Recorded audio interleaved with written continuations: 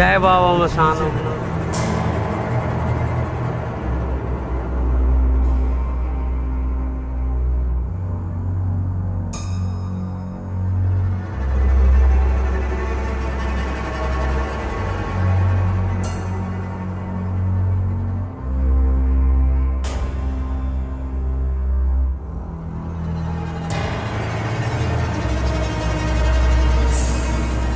जहाँ अमीरी राख बनती है, जहाँ गरीबी खूब महकती है, जहाँ लकड़ियों के धंधे होते हैं, जहाँ गूंगे बहरे अंधे सब होते हैं, उस काशी का एहसास हूँ मैं।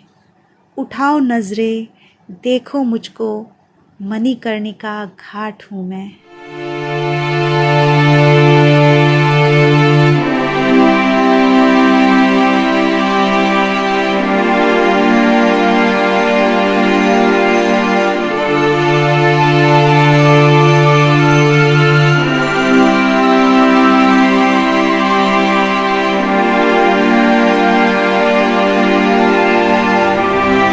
Hello friends, welcome back to my channel Sarika Gupta vlogs. कैसे हैं आप सब? आई होप आप सभी अच्छे होंगे, स्वस्थ होंगे और अपनी अपनी लाइफ में मस्त होंगे। आप सभी को प्रणाम, नमस्ते। तो चलिए आज का व्लॉग शुरू कर रही हूँ। आप लोग अभी तक समझ ही चुके हैं कि आज मणिकर्णिका घाट का व्लॉग मैं दिखाने वाली हूँ आप लोगों को।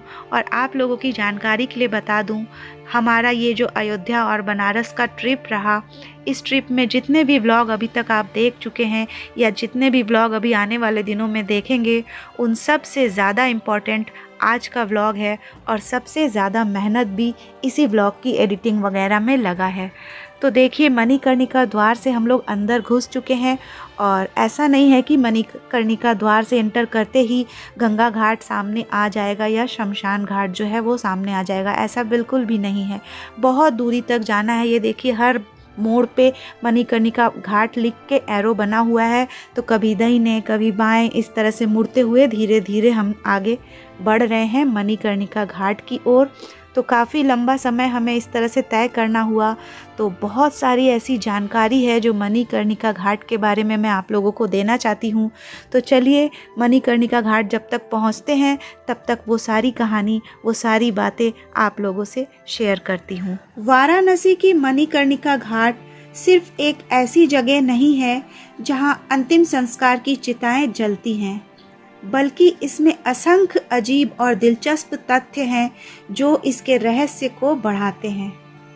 बाबा विश्वनाथ की नगरी काशी के एक अनोखे रहस्य पर आज मैं बात करूंगी, जिसको देखने, जानने और समझने के लिए देश और दुनिया के हर कोने से लोग आते हैं। काशी का एक ऐसा स्थान जहां जलती हुई चिताओं से उठता हुआ धुआं कभी थमने का नाम ही नहीं लेता।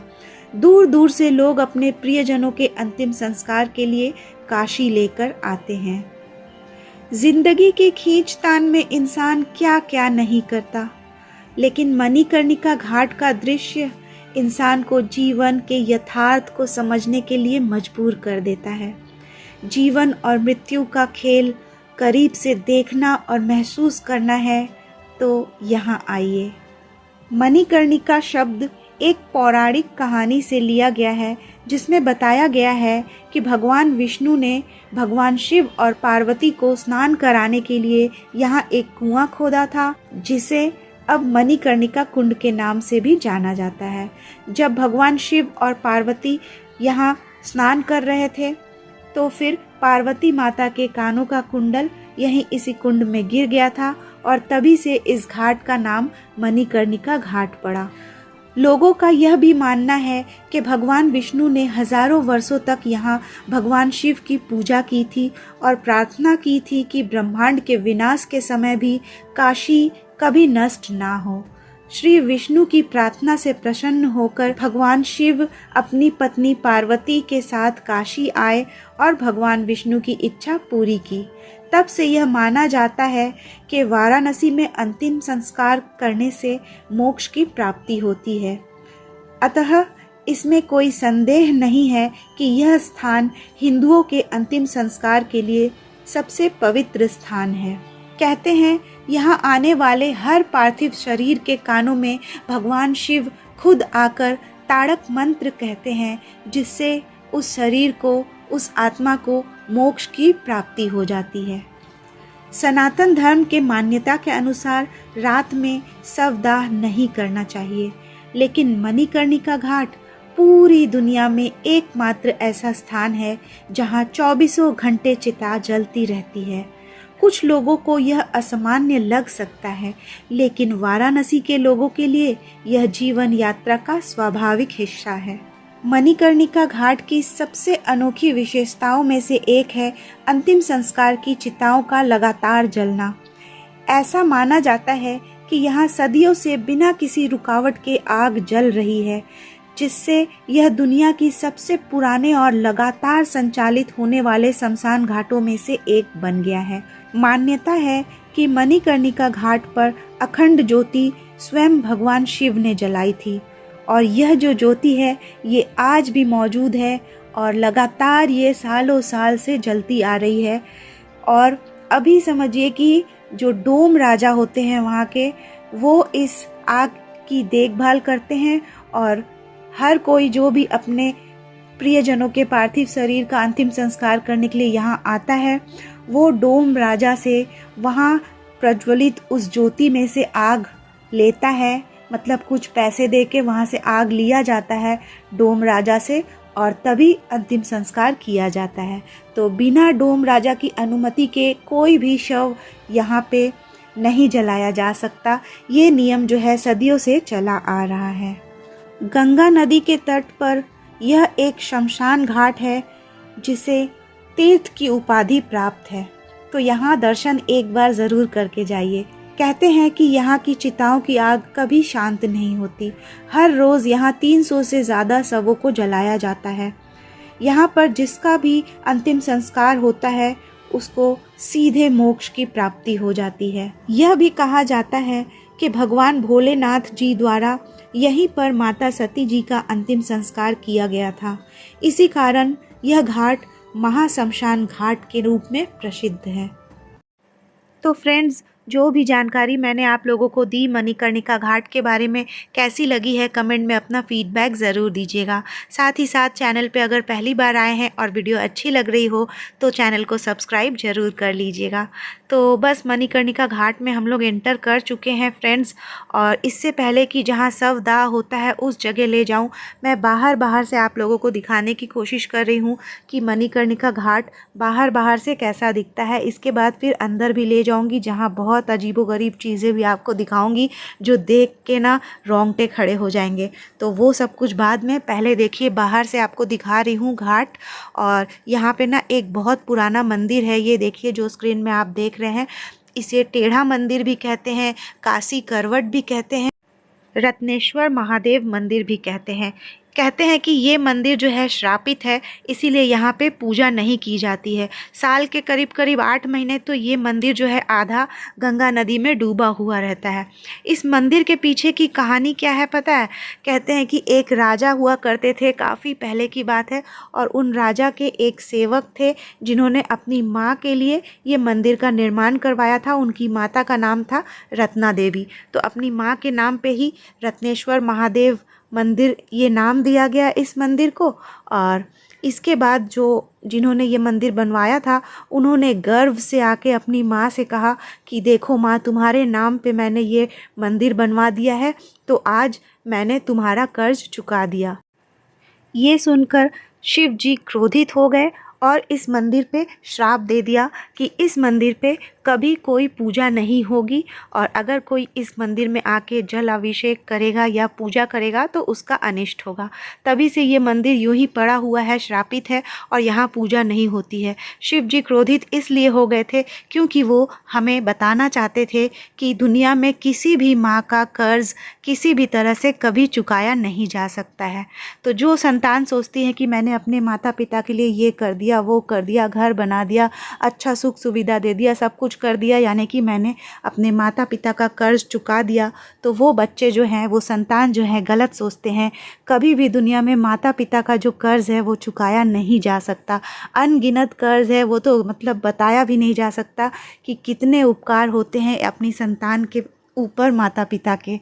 तो एनीवेज़ मैं फिर देखिए और आगे बढ़ गई हूँ थोड़ी दूर तक, क्योंकि मैं चाहती थी कि थोड़ा रात और ज़्यादा हो जाए ताकि जो अघोरी बाबा होते हैं उनके भी दर्शन हो जाए, क्योंकि शमशान घाट में जैसे जैसे ज़्यादा रात होने लगती है ना, तभी अघोरी बाबा लोग आते हैं। और पता है वो अघोरी बाबा लोग कहाँ रहते हैं? ये जो गंगा जी आप देख रहे हैं, गंगा जी के पीछे देखिए दूर उस पार में थोड़ा रेतीला एरिया है, और उस रेतीले एरिया के पीछे ही ना जंगल झाड़ वगैरह है। तो सारे जो अघोरी बाबा हैं, जो तंत्र मंत्र साधना करते हैं, वो लोग वहीं रहते हैं। और मिडनाइट के बाद गंगा जी के इस पार आते हैं, और आने के बाद जहाँ पे शवदाह हो रहा है ना, अंतिम संस्कार होता है लोगों का, तो वहीं पे तंत्र की साधना करते हैं। जो दृश्य जो है काफ़ी डरावना होता है। थोड़ा सा झलक आप लोगों को भी दिखाऊंगी। कुछ देर के लिए मैं वहाँ पे की हूँ शूट, लेकिन मुझे खुद भी सच कहूँ तो थोड़ा सा डर लग रहा था, वो जो अघोरी बाबा वगैरह होते हैं उन लोगों से। तो इसीलिए बहुत देर वहाँ रहना ठीक नहीं लगा, लेकिन मैंने शूट किया ज़रूर है। यहाँ के जो तांत्रिक होते हैं ना फ्रेंड्स, उन लोगों की कुछ सच्ची घटनाएं मैंने सुनी है। तांत्रिक कहना सही नहीं होगा, अघोरी होते हैं। तो वो लोग ना गंगा जी के उस पार जो रेतीला इलाका होता है, वो मैं कल आप लोगों को व्लॉग में वो रेतीला इलाका भी दिखाऊंगी, क्योंकि कल वहाँ भी जाने वाली हूँ। तो आज के व्लॉग में मैं बस वो जानकारी आपको हल्का सा दे रही हूँ कि वो लोग जो अघोरी बाबा होते हैं ना, वो लोग पसंद नहीं करते हैं कि कोई भी उन्हें डिस्टर्ब करे। और अगर कोई उन्हें डिस्टर्ब करता है या उनको विघ्न पहुँचता है ना किसी भी तरह का, तो फिर वो लोग बहुत ज़्यादा मतलब वो क्या कहते हैं, जैसे भूत प्रेत वगैरह को ना अपने कब्ज़े में रखते हैं और फिर पीछे लगा देते हैं। तो ये बहुत डेंजरस वाली चीज़ हो जाती है, मतलब जान भी चली जाए, ऐसी भी कुछ कहानियाँ हैं। तो वो मैं अभी ज़्यादा डिटेल्स यहाँ नहीं बताऊँगी, शॉर्ट ही रखती हूँ तो ठीक रहेगा। ये देखिए फिर से काशी करवट पहुँच गई, और अब मैं आप लोगों को लेके चल रही हूँ उस जगह में जहाँ पे लोगों का डेड बॉडी जो है वो जलाया जाता है। ये देखिए सामने आप चिमनी देख रहे हैं ना ऊपर की तरफ, तो ये ऊपर में भी एक छत पे भी होता है। तो ऊपर मैं नहीं गई थी, और नीचे गंगा जी के किनारे सीढ़ियों पे भी चिताएं जलाई जाती हैं, दोनों जगह होती है। तो चलिए जहाँ नीचे गंगा जी के किनारे जलाई जाती है वहीं मैं जा रही हूँ, और क्या दृश्य है वो भी दिखाती हूँ। साथ ही ये देखिए क्या लिखा हुआ है, आप लोग भी पढ़ लीजिए। तो चलिए अब आगे बढ़ते हैं। और मुझे बोलते हुए भी मतलब थोड़ा सा घबराहट हो रहा है। हालांकि यहाँ तक तो मुझे डर नहीं लगा था, सच कहूँ तो मुझे मन की शांति ही मिल रही थी, बहुत अच्छा लग रहा था। और ऐसा एक फीलिंग आ रहा था एक दिन तो सबका अंतिम ठिकाना यही होना है। एक दिन मुझे भी समझिए ऐसे ही जैसे मैं देख रही थी लोगों की डेड बॉडीज़ आ रही थी यहाँ लगातार, तो लग रहा था कि एक दिन हमें भी इसी तरह से आना है, लोग मुझे भी लेके आएंगे। ये देखिए ये है गेट, और चलिए अंदर जाते ही चिताएं जलती हुई दिखेंगी आप लोगों को। जो कुछ भी दिखा है, जो कुछ भी मैंने शूट किया है आप लोगों को दिखाने के लिए, वो सब कुछ दिखा रही हूँ। तो उम्मीद है आप लोगों को अच्छा ही लगेगा। लकड़ियाँ आप देख रहे हैं कितनी तादाद में यहाँ बिक रही हैं, क्योंकि 24 घंटे यहाँ चिता जलती है। ये रिकॉर्ड है, पता है कि कभी भी ऐसा नहीं हुआ है कि एक भी चिता यहाँ ना हो, चिता की अग्नि शांत पड़ी हो, कभी नहीं होता है ऐसा। कंटिन्यू एक के बाद एक, मतलब एक क्या एक साथ 10-15 चिताएं तो मैंने खुद देख ली थी, जाके आप लोग भी देखेंगे जलते हुए लगातार। मतलब कभी भी ऐसा नहीं होता है कि रात में भी या कभी भी सारी चिता शांत हो गई हो, ऐसा कभी नहीं हुआ है आज तक। तो ये देखिए आगे जा रही हूँ, कितने ही लोग, ये जितने भी लोग आपको दिख रहे हैं ना, लोगों की जो डेड बॉडीज़ जल रही है उन्हीं के परिवार के लोग सब यहाँ पे भीड़ भाड़ थोड़ी सी आपको दिखेगी। और लगातार कुछ देर के बाद ना डेड बॉडीज़ भी आती रहती हैं। तो एक अजीबोगरीब सा माहौल था, तो इसीलिए मैंने वहाँ पे बात करना भी ठीक नहीं समझा। साथ में कुछ अघोरी बाबा लोगों के भी दर्शन हो गए, दूर दूर से दिखाऊंगी। ये देखिए एक लड़की यहाँ पे खुले बालों में आई है, लेकिन ऐसा भी नहीं करना चाहिए। मैंने तो जूड़ा बनाया था। ये देखिए फ्रेंड्स आप लोग देख रहे हैं एक डेड बॉडी, मतलब चिता जल रही है, नीचे से देखिए आग सुलग रहा है। और ये लोग सब बाबा लोग बैठ के कुछ अपना तंत्र मंत्र पता नहीं क्या क्या कर रहे हैं, मुझे तो नहीं पता। जो कुछ भी दिख रहा है बस दिखा रही हूँ। और लोगों ने बताया ये जो वाइट ड्रेस में है ना, ये भी एक अघोरी बाबा हैं। आइए इनकी कुछ बातें सुनते हैं। कुछ ब्लॉगर्स शूट कर रहे थे तो मैं भी चुपचाप खड़ी हो गई, बात मैं कुछ की नहीं हूँ यहाँ पे। फ्रेंड्स, इन अघोरी बाबा लोगों की जो भी बातें हो रही थी ना, वो ख़ास समझ में तो आ नहीं रही थी, लेकिन कुछ ब्लॉगर्स लोग थे जो शूट कर रहे थे इन लोगों को। तो मैं भी ना दूर से अपना कैमरा लेके बस चुपचाप खड़ी हो गई और जो भी बातें हो रही थी रिकॉर्ड की हूँ, और ताकि आप लोगों को दिखा सकूँ। तो मुझे हिम्मत थोड़ी हो नहीं रही थी, लेकिन कुछ लोग क्योंकि शूट कर रहे थे तो बस मैं भी चुपचाप वहीं खड़ी हो गई। और देखिए आप लोगों को भी दिखा रही हूँ कैसा माहौल रहता है मणिकर्णिका घाट के शमशान का। जय बाबा बसवेश्वर।